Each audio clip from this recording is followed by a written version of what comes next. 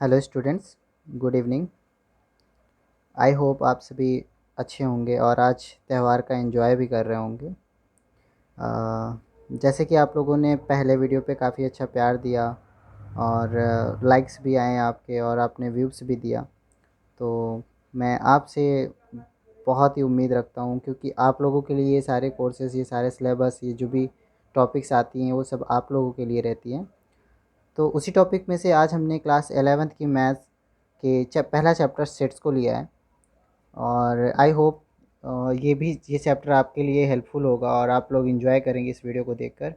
और आप सभी से एक मेरी निवेदन है कि आप वीडियो को लाइक, शेयर एंड सब्सक्राइब ज़रूर करें। तो चलिए शुरू करते हैं हम लोग। आपका पहला chapter, chapter 11th, class 11th maths का पहला चैप्टर सेट्स।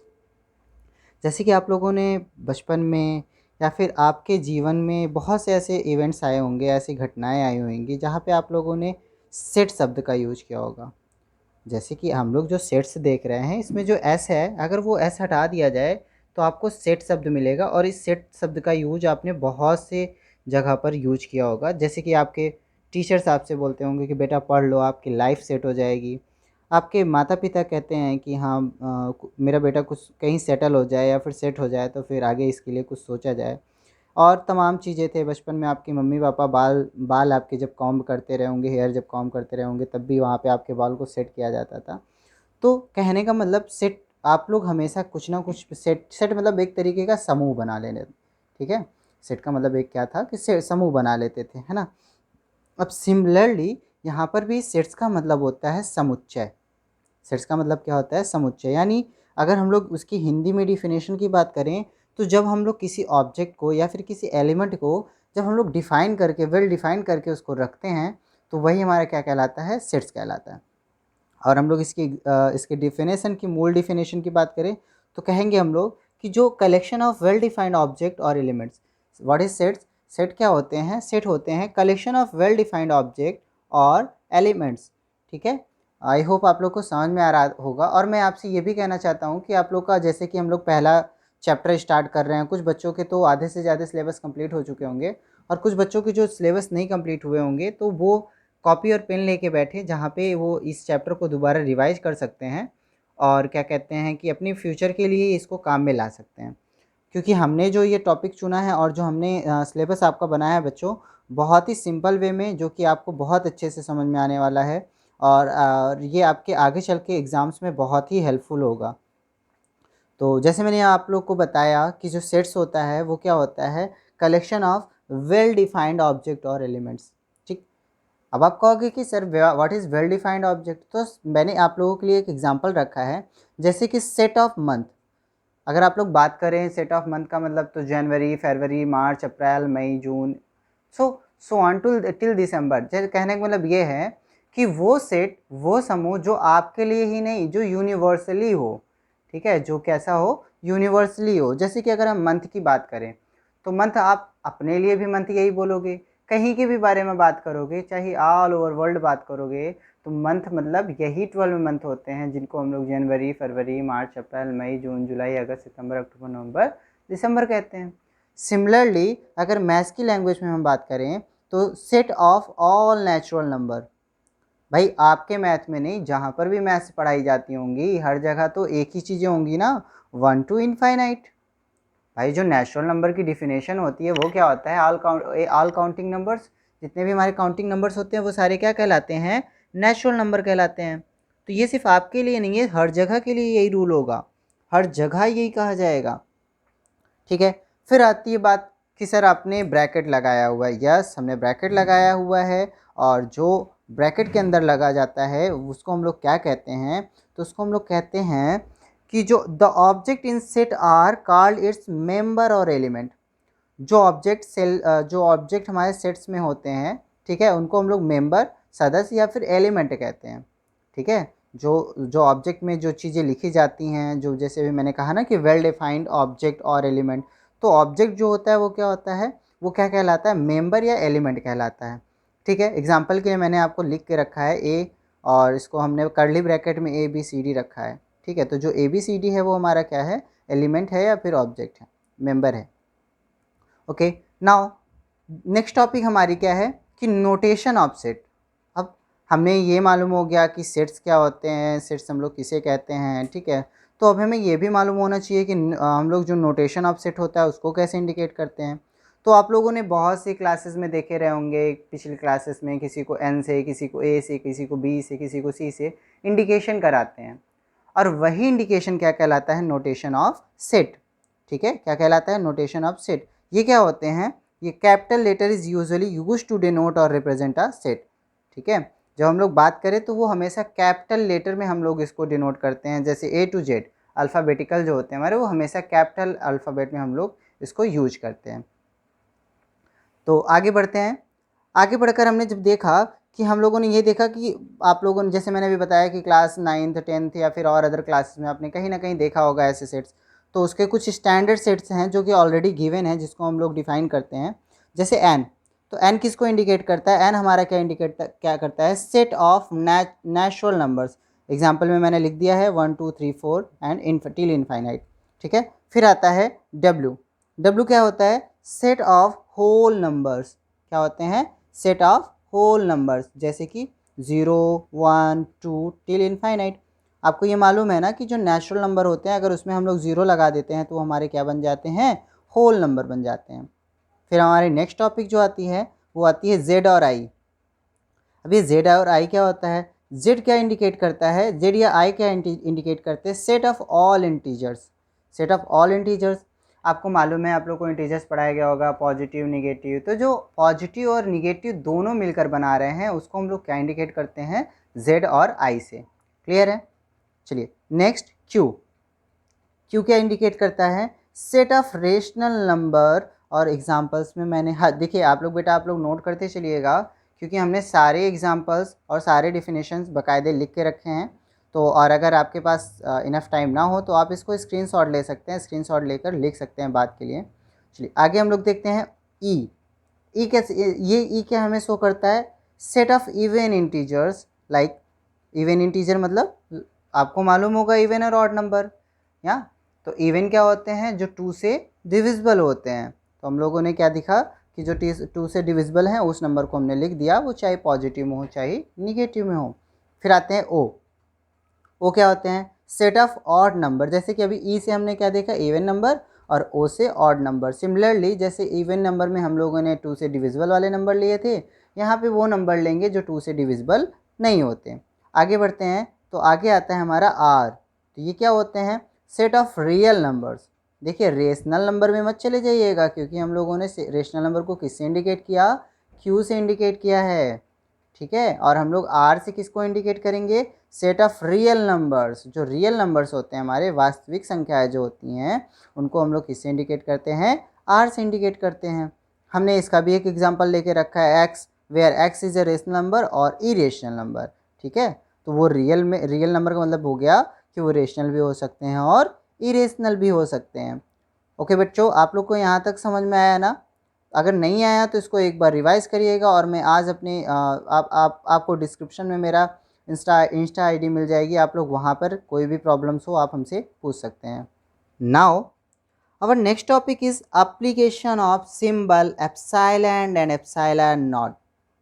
अब आप कहोगे सर ये तो ई लग रहा है हमें, और आप इसको एप्सिलॉन बोल रहे हो। तो बेटा ये ई जैसा है लेकिन ई नहीं है, इसकी वैल्यू कुछ और है। और ये कहाँ से आया है, ये एक ग्रीक वर्ड है। ये कैसा वर्ड है, एक ग्रीक का सिंबल है। ठीक है, और इसकी मीनिंग क्या होती है वो हम लोग देखते हैं। तो just the symbol epsilon stands for belongs to, और इज़ एन एलिमेंट ऑफ, और is a member of, where the symbol epsilon naught stand for does not belong to, or is not an element of, or is not a member of। इसका मतलब क्या हुआ, जो symbol epsilon है वो क्या indicate करता है हमें, बिलोंग्स टू, मतलब उससे संबंध रखता है। जहाँ पर भी आपको एप्सिलॉन की साइन दिख जाए वहाँ पे आप ये समझ जाइएगा कि ये क्या कर रहा है, उससे बिलोंग कर रहा है। इज़ एन एलिमेंट ऑफ, या तो उसका एलिमेंट है, ठीक है, और is a member of, where the is a member of, या तो उसका सदस्य है, जैसे कि मैंने आपको भी बताया। ठीक है, और जो एप्सिलॉन नॉट होता है उसका मतलब क्या होता है, डज नॉट बिलोंग टू, मतलब ये उससे कोई भी संबंध नहीं रखता है, ठीक है, ये उससे कोई भी संबंध नहीं रखता है, और is not an element of, और ना ही ये एलिमेंट है उसका, और is not a member of, और ना ही उसका कोई सदस्य है। जैसे एग्जांपल में मैंने एक ले रखा है a इज़ इक्वल टू 2, 4, 8, 10, 12। अब मैंने लिखा कि जो 8 है वो क्या है, एक एलिमेंट है a का, तो ऑब्वियसली भाई 8 तो a में आ रहा है ना, 2, 4, 8, 10, 12, तो 8 आ रहा है ना, but 14 epsilon not a and many more, और 14 उसका एक सदस्य नहीं है, क्योंकि हमने नंबर जो लिखे हैं वो कितने तक हैं, सिर्फ 12 तक हैं। Is it clear? अगर आप लोगों को कोई भी डाउट हो तो मैं फिर से बोल रहा हूँ कि मैं आज अपनी इंस्टा आईडी का जो डिस्क्रिप्शन में मैं अपनी इंस्टा आईडी का लिंक शेयर कर दूंगा। आपको अगर कोई भी डाउट हो या तो आप कमेंट में पूछ लीजिएगा, या फिर आप मुझे डायरेक्ट डीएम कर सकते हैं, और मैं श्योरली आपके सवालों का जवाब देने की कोशिश करूँगा। Now representation of A sets. अगर हम लोग ए सेट्स को रिप्रेजेंट करते हैं, किसी सेट को रिप्रेजेंट करते हैं, तो वो कैसे रिप्रेजेंट किया जाता है, कैसे हम उसको शो करते हैं, कैसे दिखाते हैं, ठीक है। Now sets are represented by following 3 methods. जो सेट्स होते हैं वो 3 मेथड से दिखाए जाते हैं, और वो मेथड्स कौन कौन है? तो पहला मेथड है डिस्क्रिप्शन मेथड, दूसरा है रोस्टर फॉर्म और टैबुलर फॉर्म, और तीसरा है सेट बिल्डर फॉर्म और रूल मेथड, ठीक है। बच्चों, हम आज आप लोग को एक ऐसे तरीके से पढ़ाने वाले हैं जिससे आप लोगों के दिमाग में बहुत ही अच्छे से बैठेगा। तो प्लीज़ इस पूरी सीरीज़ को, जो अभी ये हम लोग की कंटिन्यूसली कुछ दिनों तक ये सीरीज़ चलने वाली है, तो ये सीरीज़ को बहुत ही बखूबी ढंग से देखिएगा। इसी में मैं आपके एक्सरसाइजेस, आपके इंट्रोडक्शन, आपके सारे जो डाउट्स हैं वो सारे डाउट्स को क्लियर करते हुए सारी एक्सरसाइजेस, सारे टॉपिक एक टॉपिक वाइज में पढ़ाने वाला हूँ आपको। कोई भी टॉपिक आपकी छूटने नहीं पाएगी, और फॉर श्योर मैं गारंटी के साथ कहता हूँ, अगर आप लोगों ने मन लगा के इस सीरीज़ को देखा तो आपके लिए जो सेट्स है ना वो एक हलवा हो जाएगा। एक हलवा का मतलब ये है कि आप लोग आँख मूंद के सारे क्वेश्चंस कर सकते हो, और बहुत ही आसानी के साथ कर सकते हो। तो प्लीज़ इस वीडियो को बहुत ही बारीकी से देखिएगा, और बहुत ही अटेंटिव मूड में देखिएगा, और अपने नोट्स बनाते चलिएगा। तो हम लोग स्टार्ट करते हैं आगे। कह रहा है जो हमारा पहला टॉपिक है वो क्या है, description method. What is description method? हम लोगों ने तो अभी तक सेट्स देखे हैं, हम लोगों ने सेट्स के बारे में जाना, हम लोगों ने देखा कि क्या होता है सेट, कैसे उसको रिप्रेजेंट किया जाता है, लेकिन उसके रिप्रेजेंटेशन के कितने तरीके हैं? तो वो 3 तरीके हैं। कौन कौन से? पहला है डिस्क्रिप्शन मेथड, रोस्टर फॉर्म और tabular form, set builder form और रूल मेथड। क्लियर है? तो हम लोग अभी जो पहली टॉपिक पढ़ने वाले हैं वो पहली टॉपिक हमारी क्या है? पहली टॉपिक हमारी है डिस्क्रिप्शन मेथड। ओके, तो डिस्क्रिप्शन मेथड क्या कहता है? डिस्क्रिप्शन मेथड कहता है कि in this method a well defined description about the set is written. The description is usually enclosed in curly bracket. अब क्या कह रहा है? In this method a well defined description, यानी जो डिस्क्रिप्शन दिया गया होगा, जो वेल डिफाइंड डिस्क्रिप्शन गया होगा, उसको सेट के रूप में हम लोग लिखते हैं। और जो ये डिस्क्रिप्शन होता है उसको हम लोग यूजुअली किस ब्रैकेट में रखते हैं? कर्ली ब्रैकेट में रखते हैं। कैसे ब्रैकेट में? Curly bracket. आप लोगों को कर्ली ब्रैकेट पढ़ाया गया होगा, छोटी क्लासेस में भी आप लोगों ने जान रखा होगा। मैंने भी साइन बना के रखा है, आप लोग देख सकते हैं। और इसका मैंने एक एग्जाम्पल लिया है कि कैसे हम लोग जो हमारा डिस्क्रिप्शन मेथड में होता है वो कैसे लिखा होता है। यहाँ पे आप लोग देख रहे होंगे 2, 4, 6, 8। तो ये कैसे नंबर हैं? आपको भी दिख रहे होंगे कि ये इवन नंबर है, इसलिए इसको कर्ली ब्रैकेट में हम लोगों ने क्या लिखा? Even number. और इसी को हम लोग क्या कहते हैं? डिस्क्रिप्शन मेथड, यानी उसके बारे में डिस्क्राइब करके लिख देना कि ये क्या है। क्लियर है? ऐसे ही सिमिलरली हमने लिया है AEIOU, और ये आपको पता है कि AEIOU क्या होते हैं? वॉवेल ऑफ इंग्लिश, यानी vowel of English alphabet, English alphabet के हमारे वॉवेल होते हैं।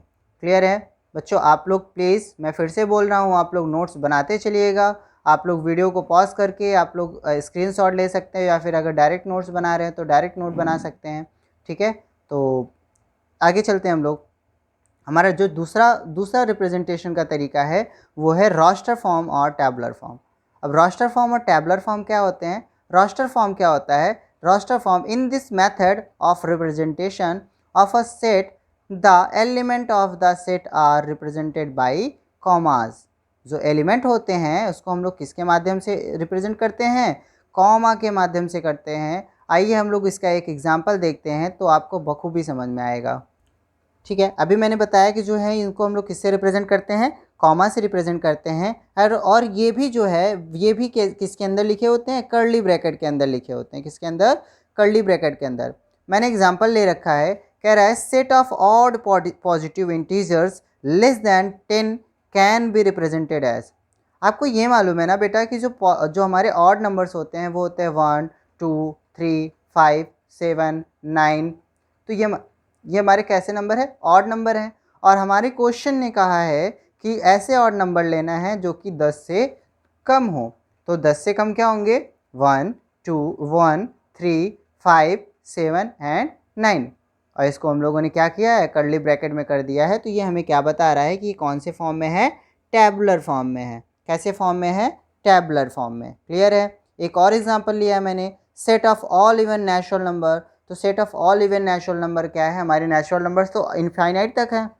और इन इवन की बात कर रहा है तो इवन हमारे कहाँ से स्टार्ट होते हैं, 2 4 6 एंड सो ऑन। अब आई होप आप लोग को समझ में आ रहा होगा। ठीक है, तो हम आगे बढ़ते हैं। जो हमारा नेक्स्ट टॉपिक है वो है सेट बिल्डर फॉर्म और रूल मेथड। क्या है, सेट बिल्डर फॉर्म और रूल मेथड। ठीक है, अब सेट बिल्डर देखिए, आप लोग को मैं बताना चाहूँगा कि जो आपके एक्सरसाइजेस आने वाली हैं, अपकमिंग एक्सरसाइजेस हैं, वो सिर्फ दो फॉर्म पे हैं, एक टैबुलर फॉर्म पे है और एक सेट बिल्डर फॉर्म पे है। यहीं पे आने वाले हैं, यही इसको आप लोग ध्यान में रखिएगा कि किसको किसको हम लोग कैसे इंडिकेट करते हैं।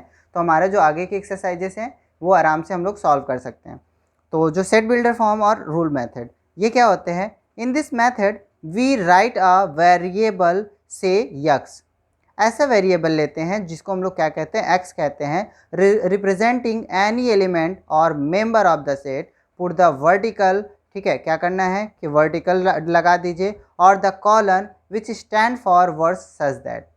ठीक, जैसे अभी तक हम लोग एलिमेंट एप्सिलॉन नॉट का यूज कर रहे थे एलिमेंट को शो करने के लिए, यहाँ पे हम लोगों को क्या करना है, कॉलन का यूज करना है, जिससे हम लोग को पता चल जाएगा कि ये क्या है, एक सदस्य है उसका, एक एलिमेंट है उसका। ठीक है, और ओके नाउ अब हमारी जो नेक्स्ट टॉपिक है, अभी मैंने जैसे बताया आप लोगों को कि बेटा आप लोग का जो एक्सरसाइजेस आने वाली हैं वो हमारे दो पे डिपेंडेड है, एक टैबुलर फॉर्म पे और एक सेट बिल्डर पे। तो आइए हम लोग कुछ कन्वर्जन देखते हैं सेट बिल्डर के, कन्वर्जन इनटू सेट बिल्डर के। हम लोग किसी टैबुलर फॉर्म को या रोस्टर फॉर्म को हम लोग कैसे सेट बिल्डर फॉर्म में डालेंगे। तो ये पहला एग्जाम्पल मैंने ले रखा है रोस्टर फॉर्म का। ये लिखा है A is equal to AEIOU। जैसे कि आप देख पा रहे होगे कि जो ए है, ई है, ओ है, AEIOU जो भी हैं वो हमारे क्या हैं, एक वॉवेल हैं। ये क्या है, वॉवेल्स हैं हमारे इंग्लिश अल्फ़ाबेट के। और इसको हम लोगों को जब भी सेट बिल्डर फॉर्म में लिखना होगा तो क्या लिखेंगे, A is equal to x such that X is a vowel of English alphabet. अब यहाँ पे आपसे जब ये कह दिया कि x is a vowel of English alphabet, तो वॉवेल में से वो कुछ भी हो सकते हैं, AEIOU पांचों में से कोई भी हो सकता है। तो ये हमारा क्या बन जाएगा, एक सेट बिल्डर फॉर्म बन जाएगा। कैसा फॉर्म, सेट बिल्डर फॉर्म। आइए हम लोग बढ़ते हैं आगे और एक एग्जांपल देकर रोस्टर फॉर्म का ही, कि रोस्टर फॉर्म जैसे दिया है B इज इक्वल टू 1 2 3 4 5। और जब भी हम लोग इसको, ये क्या है, हमारे एक नेचुरल नंबर की सीरीज़ है और आप लोग देख पा रहे होंगे कि 5 के आगे मैंने कोई भी नंबर नहीं लिया है। तो इसका मतलब क्या है कि जो इसकी लिमिटेशन है वो सिर्फ 5 तक है।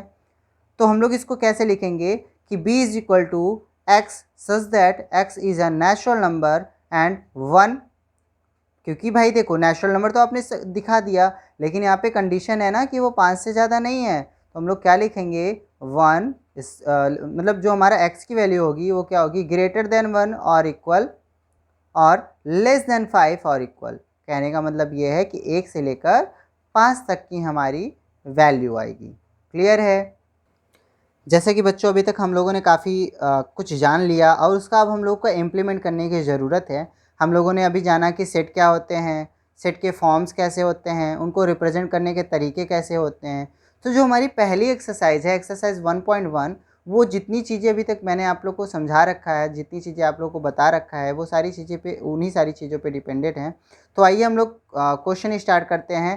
प्लीज़ अगर आप लोगों ने अभी तक चैनल सब्सक्राइब नहीं किया है तो आप सब्सक्राइब करिएगा, लाइक करिएगा, कमेंट करिएगा और हाँ प्लीज़ शेयर करिएगा और हमारा हौसला बढ़ाते रहिएगा, ताकि हम आपके लिए और अच्छे से अच्छे वीडियो ला सकें और आप लोगों को और अच्छे से अच्छी नॉलेज दे सकें, क्योंकि अब लगातार इस चैनल पर लगातार आपको आपसे आपके एग्ज़ाम से रिलेटेड और आपके कॉन्सेप्ट से रिलेटेड चीज़ें आने वाली हैं।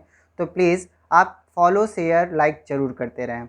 ओके, हम लोग स्टार्ट करते हैं एक्सरसाइज 1.1। पहला क्वेश्चन कह रहा है which of the following are sets justify your answer. जैसे कि हम लोगों ने अभी एग्जाम्पल पढ़ा, काफ़ी एग्जाम्पल्स पढ़े और देखा हम लोगों ने कि सेट क्या होते हैं। तो ऑब्वियसली सेट क्या होता है, अभी मैंने बताया था कि ये वेल ऑर्गेनाइज्ड या फिर वेल डिफाइंड क्या होते हैं, ऑब्जेक्ट और एलिमेंट होते हैं। तो ये ध्यान रखिएगा कि जब हम लोग बात करेंगे वेल डिफाइंड की, तो वो ऑब्वियसली वो हमारे लिए नहीं, वो सामने वाले पर्सन के लिए या तीसरे पर्सन या चौथे पर्सन किसी के लिए भी वो चीज़ें होनी चाहिए। तो कह रहा है पहला क्वेश्चन का पहला ऑप्शन जो है वो कह रहा है the collection of all month of a year beginning with the letter J. पहला क्वेश्चन आपका the collection of all month of a year beginning with the letter J. तो मैं आपसे ये पूछना चाहूँगा बेटा कि आपके लिए जे से स्टार्ट होने वाले मंथ के नाम क्या क्या होंगे। आपका होगा कि सर जो मंथ के नाम होते हैं जे से स्टार्ट होने वाले वो होते हैं जनवरी, जून और जुलाई। अभी मैंने एक मैं क्लास ले रहा था, उस क्लास में राम नाम का बच्चा था और मैंने उससे पूछा कि बेटा आप ये बताइए कि एक ऐसे मंथ, मतलब जो हमारे मंथ के नेम है उस मंथ के नेम बताइए और इसे बताइए कि आपकी क्लास मतलब ये जे से स्टार्ट होने वाले कौन कौन से मंथ हैं। तो उस बच्चे ने कहा सर जनवरी, जून और जुलाई। अब मैंने श्याम से यही बात पूछी, तो क्या जो राम ने बताया जनवरी, जुलाई और जून जुलाई, क्या श्याम वो चीज़ें नहीं बताएगा। भाई जाहिर सी बात है ना कि मैंने जे से पूछा है ना, जे से स्टार्ट होने वाले, तो जनवरी, जून, जुलाई वही राम बताएगा, वही श्याम बताएगा और वही सीता बताएगी। तो ये क्या है, एक सेट बन रहा है। क्या बन रहा है, एक सेट बन रहा है। तो ये क्या है कि हाँ ये क्या है, इट इज़ अ सेट। ठीक है, क्योंकि ये हमारे लिए नहीं है, किसी से भी आप पूछोगे तो वो आपको यही बताएगा। इसलिए जो सब बता रहे हैं वही हमारा क्या कहलाएगा, एक कॉम्बिनेशन कहलाएगा और सेट कहलाएगा। सेकंड क्वेश्चन देखते हैं। सेकंड क्वेश्चन कह रहा है the collection of 10 most talented writer of India. जो ऐसे बताने, एक ऐसा कलेक्शन बताना है जो 10 मोस्ट टैलेंटेड राइटर हो इंडिया के, भारत के। तो मेरे लिए, अब आप ध्यान से समझिएगा इस चीज़ को, कि मेरे लिए वो 10 राइटर कोई भी हो सकते हैं, मुंशी प्रेमचंद हो सकते हैं, कबीरदास हो सकते हैं, तमाम चीज़ें जो हैं। और हो सकता है कि आपको इनकी नॉवेल या इनकी कहानियाँ या फिर इनकी किताबें या रचनाएँ इनको पढ़ने में ना अच्छी लगती हों, तो ये और किसी के हो सकते हैं 10। तो कहने का मतलब ये है कि ये जो 10 हमारे लिए हैं वो आपके लिए नहीं हो सकते और तीसरे व्यक्ति के लिए भी शायद ना हो। इसलिए ये क्या होगा, it is not a set, ये सेट नहीं होंगे। मैंने अभी बताया था कि जो हमारे सेट होंगे वो वेल डिफाइंड होंगे, जो कि एक के लिए नहीं, वो सबके लिए वो काम आने वाले होंगे। ठीक है, तो तीसरी चीज़ हम लोग देखते हैं। कह रहे a team of 11 best cricket batsman of the world. भाई 11 क्रिकेट प्लेयर की बात हम लोग बात कर रहे हैं। तो आप किसी को अपने सीरीज़ में, अगर मान लीजिए आपको एक मौका मिला टीम बनाने के लिए, तो हो सकता है कि आप उसमें धोनी को रखो। ठीक है, कैप्टनसी दे दो धोनी को। हो सकता है कोई और बंदा हो, उसको विराट कोहली का मैच अच्छा लगता हो, तो हो सकता है उसको विराट कोहली को कैप्टनसी बना दे। तो कहने का मतलब ये है कि ये भी क्या है, एक डिफाइंड नहीं है।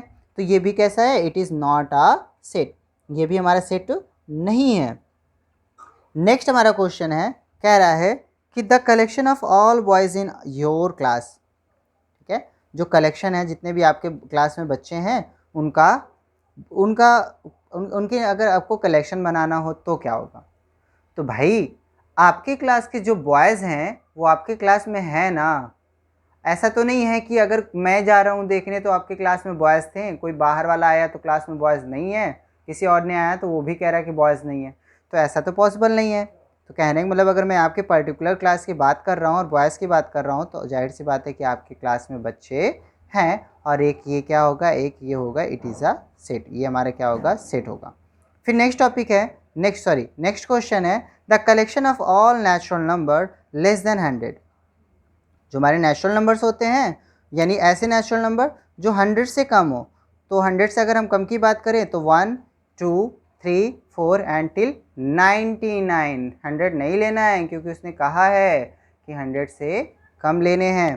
तो ये कितने हो जाएंगे 1 to 99, और ये भी एक हमारा सेट होगा, क्योंकि अगर हम नंबर्स की बात करें, नेचुरल नंबर्स की बात करें, तो ये यूनिवर्सल है, इसको आप लोग चेंज नहीं कर सकते हो। ठीक है, नेक्स्ट हमारा है, कह रहा है कि the collection of novels written by writer Munshi Premchand. अगर हम लोग नॉवेल की बात करें, यहाँ पे ध्यान रखिएगा कि मैंने नॉवेल की बात की है, ना कि मैंने बेस्ट नॉवेल की बात की है। ठीक है, तो अगर हम लोग नॉवेल की बात कर रहे हैं तो जाहिर सी बात है कि मुंशी प्रेमचंद के द्वारा जो भी चीज़ें लिखी होंगी वो उनके नॉवेल्स में आएंगी, और जितनी भी नॉवेल्स आपको पता होंगी वही नॉवेल्स, मतलब जितनी नॉवेल्स उन्होंने लिखी है उन्हीं नॉवेल्स में आपको बातें पता चलेंगी। तो ये क्या होगा, एक हमारा ये सेट है। क्लियर है। फिर नेक्स्ट क्वेश्चन कह रहा है आपका, the collection of all even integers. तो ऑब्वियसली ऑल इवन इंटीजर्स यानी मैंने अभी जस्ट बताया था, जिसको हम लोग ई से इंडिकेट कर रहे थे, और ई से अगर इंडिकेट कर रहे हैं तो आपको मालूम है कि उसने पहले ही एक इंटीजर को ऐसा डिफाइन करके रखा है, तो ये क्या होगा, एक सेट होगा। क्लियर है। तो बच्चों ये हमारा पहला क्वेश्चन जो है एक्सरसाइज 1.1 का पहला क्वेश्चन जो है वो हम लोग अभी तक कर रहे थे, और आगे हम लोग देखते हैं question number H. Question number H कह रहा है कि the collection of question in this chapter. अगर हम लोग क्वेश्चन की बात करें, इस चैप्टर के बारे में बात करें, तो आप चाहे हम नहीं, आप किसी को भी किताब दे देंगे तो ये जो क्वेश्चन आप बता रहे हो उतने ही क्वेश्चन वो भी बताएगा, और उसके अलावा किसी को भी दे दीजिए वो भी उतने ही क्वेश्चन बताने वाला है। तो ये भी क्या होगा, एक सेट होगा। फिर कह रहा है a collection of most dangerous animal of the world. तो भाई सबके लिए मोस्ट डेंजरस की अगर हम बात करें तो सबके लिए अलग अलग हो सकता है आपके लिए शेर मोस्ट डेंजरस हो, किसी के लिए तेंदुआ मोस्ट डेंजरस हो सकता है, किसी के लिए कोबरा सांप हो सकता है। तो ये क्या है, ये डिफाइंड नहीं है, इसलिए हम लोग इसको क्या कहेंगे, it is not a set. चलिए अभी तक हम लोग पहला क्वेश्चन कर रहे थे, और आई होप आप सभी को समझ में आया होगा। आप लोग इसके लिए अगर आपको कोई दिक्कत होती है, कोई प्रॉब्लम होती है, तो प्लीज़ मुझे इंस्टाग्राम पे डीएम करिएगा। मैं अपनी आईडी का जो लिंक है वो आज डिस्क्रिप्शन में डाल दूंगा, आप वहाँ से मैसेज कर सकते हैं, या फिर मुझे डायरेक्ट कमेंट करके आप क्वेश्चंस को पूछ सकते हैं, या फिर रिवीजन के लिए आप क्लास ले सकते हैं। आगे बढ़ते हैं हम लोग क्वेश्चन नंबर 2 पे। क्वेश्चन नंबर 2 हमारा कहता है कि let A is equal to 1 2 3 4 5 6, insert the appropriate symbol epsilon और epsilon not in the spaces. मैंने आपको बेटा एप्सिलॉन और एप्सिलॉन नॉट का यूज बताया था कि जो एप्सिलॉन का मतलब होता है सच दैट, या फिर मेंबर का मतलब उसमें वो जो है एप्सिलॉन है अगर जहाँ पे, तो वहाँ पे क्या होगा, वो मेंबर होगा। अगर एप्सिलॉन नॉट नहीं है तो वो वहाँ का मेंबर नहीं होगा। तो आपको यही साइन लगाने हैं कि वो मेंबर हैं या मेंबर नहीं है। तो जैसे पहला क्वेश्चन कह रहा है इसमें 5 और 5 जो है वो ए, तो ए में है या नहीं है 5? तो सर हाँ ए में 5 है। आप यही कहेंगे ना कि सर हाँ ए में 5 है, तो हम लोग वहाँ पे किसका साइन लगाएंगे, एप्सिलॉन का। ठीक है, और जैसे कि भी दूसरा इसमें देख ले रहे हैं हम लोग 8 और ए। अगर 8 ए की बात करें हम लोग तो ए में 8 है नहीं, क्यों नहीं है, क्योंकि सर हम लोगों ने नंबर तो 6 तक लिखा है। तो हाँ, तो वहाँ पे हम लोग क्या लगाएंगे, एप्सिलॉन नॉट। सिमिलरली इसी तरीके हमने तीसरा चौथा पांचवा छठवां क्वेश्चन कर रखा है, और आप लोग अगर चाहें तो स्क्रीनशॉट ले लें, अदरवाइज आप लोगों को आई होप आप लोगों को बहुत अच्छे से समझ में आ गया होगा, तो आप लोग इसको खुद से भी कर सकते हैं। चलिए आगे हम लोग क्वेश्चन नंबर 3 पे बढ़ते हैं। क्वेश्चन नंबर 3 हमारा कह रहा है कि write the following sets in roster form. ठीक है, जैसे बेटा अभी हम लोगों ने क्या किया था कि रोस्टर फॉर्म को हम लोगों ने सेट बिल्डर में चेंज किया था, और यहाँ पे क्या है, सेट बिल्डर ऑलरेडी गिवन है, यहाँ पे आप लोगों को किस में चेंज करना है, रोस्टर फॉर्म में चेंज करना है। तो पहला क्वेश्चन कह रहा है A is equal to x such that X is an integer and -3 and X is greater than -3 और इक्वल टू -3 और लेस देन 7। तो लेस देन 7 की अगर हम लोग बात करें तो देखिए पहले हम लोग लिखते हैं कि a is equal to required integer. जो रिक्वायर्ड इंटीजर्स हैं वो लिख लेते हैं। तो रिक्वायर्ड इंटीजर कौन कौन से होंगे, क्योंकि वो -3 से मतलब -3 से बड़ा है और -3 के बराबर भी है, तो हम लोग -3 से स्टार्ट करेंगे। -3 -2 -1 0 1 2 3 4 5 6। हमने 6 तक इसलिए लिखा है क्योंकि उस क्वेश्चन ने साफ साफ कहा है कि लेस देन 7, तो लेस देन 7 यानी 7 से कम। ठीक है, इसका सेकंड क्वेश्चन देखते हैं हम लोग। सेकंड क्वेश्चन कह रहा है आपका कि b is equal to x such that x is a natural number less than 6। अब हमको एक और नंबर लिखना है जो कि क्या है कि लेस देन 6 है। तो लेस देन 6 क्या होंगे कि भाई जाहिर सी बात है 1 2 3 4 5 6, सॉरी 6 से कम कह रहा है तो 1 2 3 4 5 यहीं तक लिखेंगे। और आगे का क्वेश्चन आप लोग करिएगा। क्वेश्चन नंबर हम लोग आते हैं क्वेश्चन नंबर 4 पे। ये क्वेश्चन आप लोग आगे फिनिश कर लीजिएगा। और अगर आपको कोई दिक्कत होती है तो प्लीज़ बिना झिझक के आप लोग मुझे डीएम कर सकते हैं आप लोग, या फिर कमेंट में अपने डाउट पूछ सकते हैं। आगे हम लोग क्वेश्चन नंबर 4 देखते हैं। हमारा क्वेश्चन नंबर 4 कह रहा है right the following sets in the set builder form just opposite of 3, यानी अभी हम लोग जो तीसरा क्वेश्चन किया उसी का जस्ट अपोजिट है। तो देखते हैं। पहला क्वेश्चन कह रहा है 3 6 9 एंड 12। अगर आप ध्यान से देख रहे हो तो बेटा ये क्या है कि ये 3 के क्या है, मल्टीपल्स हैं। ऑब्वियसली 3 का टेबल यानी मल्टीपल्स है। आप लोग देख रहे होंगे, फॉलो कर रहा होगा कि 3 इंटू 1 3 इंटू 2 3 इंटू 3 3 इंटू 4, यही फॉलो कर रहा है। और इसको जब हम लोग सेट बिल्डर फॉर्म में लिखेंगे तो क्या लिखेंगे, A is equal to curly bracket में A such that sorry X such that X is 3n। जो x है वो 3n है। और अभी हम लोगों का आंसर नहीं कंप्लीट हुआ, अभी आगे क्या लिखना है। और जो n है वो क्या है, एलिमेंट है। कैसा एलिमेंट है, नेचुरल नंबर।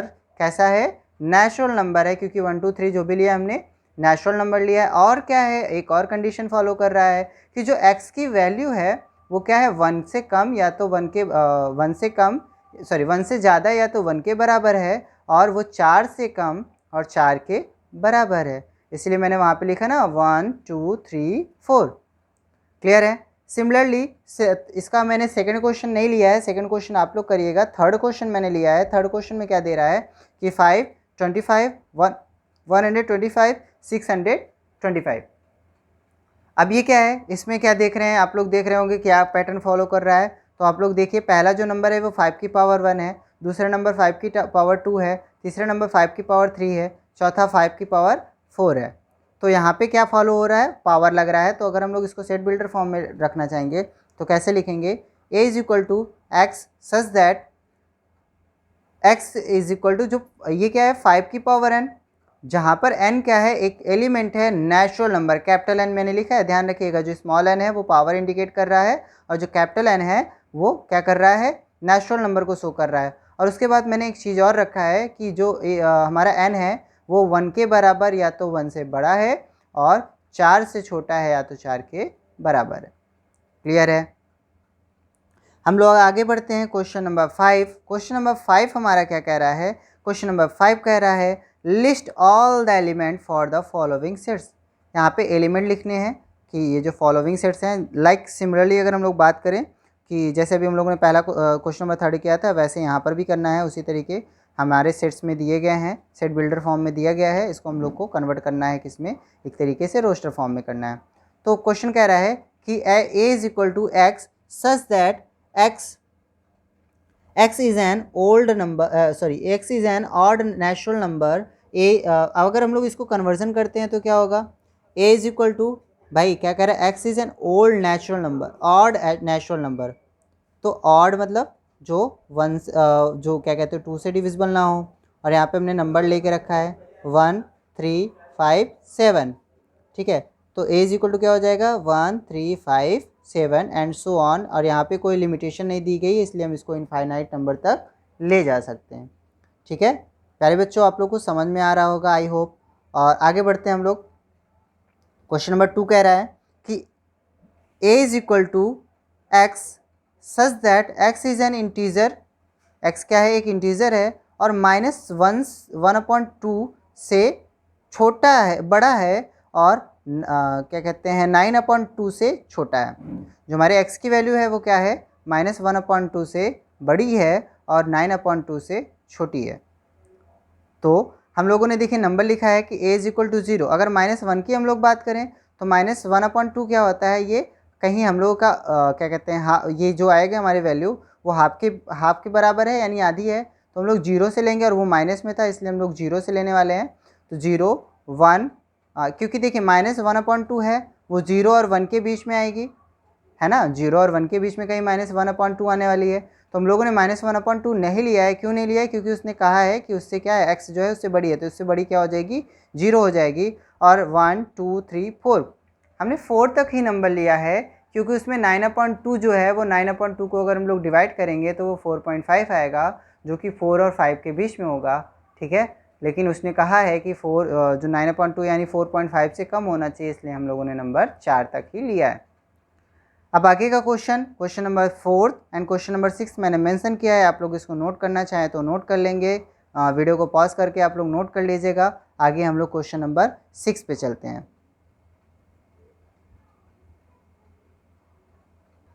क्वेश्चन नंबर 6 ये इस एक्सरसाइज का लास्ट क्वेश्चन है, बट लिस्ट नहीं है। क्यों? क्योंकि अभी हम लोगों को बहुत से ऐसी टॉपिक्स पढ़नी है जो आपके बेनिफिशियली होंगी, आपके फ़ायदे के लिए होंगी। तो प्लीज़ आप लोग बराबर वीडियोस देखते रहिएगा। मैं एक दिन के अंतराल में आपके वीडियोस डालता रहूँगा, ठीक है। और आपके कुछ स्पेशल रिक्वेस्ट हो, जैसे अभी आपके एग्ज़ाम्स चलने वाले होंगे, अगर आपके कोई स्पेशल रिक्वेस्ट हो तो प्लीज़ मुझे डीएम करिए, मुझसे सवाल करिए, मुझसे बातें करिए। मैं आप लोग के सारे डाउट्स क्लियर करूँगा। और अगर आप कहेंगे तो हम किसी आपके विशेष टॉपिक पे, आपके विशेष आग्रह पे हम उस टॉपिक पर भी काम करेंगे, हम लोग उस टॉपिक पर भी वीडियोस डालेंगे। तो चलिए देखते हैं question number 6। Match each of the set on the left in the raster form with the same set on the right described in set building. हम लोग क्वेश्चन कर रहे हैं, दिया हुआ है 1 2 3 6 ऐसे नंबर्स दिए हैं। तो यहाँ पे ध्यान से देखिए, आप कह रहा है कि जो x है, यहाँ पे आप लोग ध्यान से देखें अगर, तो x जो है वो क्या है, एक एलिमेंट है। किसका एलिमेंट है? कि जो क्या कहते हैं 6 के डिवाइज़र है। तो 2 1 से भी 6 कट जाएगा, 2 से भी कट जाएगा, 3 से भी कट जाएगा और 6 से भी कट जाएगा। तो इसलिए हमने क्या लिखा है कि x such that x is a natural number and divisor of 6।